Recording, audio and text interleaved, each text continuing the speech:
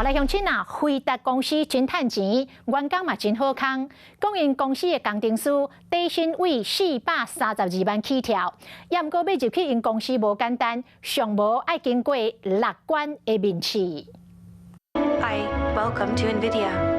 公司内底种真侪花草，四界拢有公共造花，花伫咧实验室边啊，回答伫咧美国总部，阁有设卡拉 OK 互员工放轻松。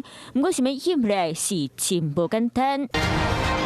莫想讲黄玲芬伫咧公开场合拢笑笑话，根据内底员工讲，面试是真硬头，因头路的人伫咧履历审核过，就是技术面谈，所以阁有3摆到4摆电话面试，每一个部门流程无共款，阁有可能现场出作业，要求你回答解决某一项技术的问题。若敢若面试上少到6关，为经理面试到各部门面试，平均拢爱1个月到2个月时间。履历表是我们自己写的，它并不能够客观公正的评量出我实际的能力。透过好几轮的面试，可以让公司实际评量出这个求职者的能力。想要碰到这类文化，就要靠能力。员工讲到，当年实际录取的人数超是100%，会看你的学历和经验，分做7级到8级，底薪嘛会432万到超过554万的新台票。若根据公开资讯，找头路的人，互回答的面试难度拍3.2分，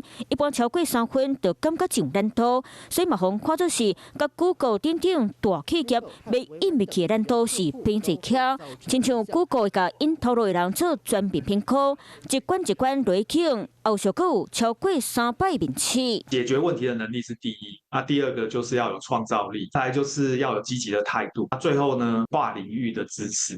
科技产业拢真竞争，大间公司开侪钱，嘛说真侪关卡，希望当找到一业一的人才。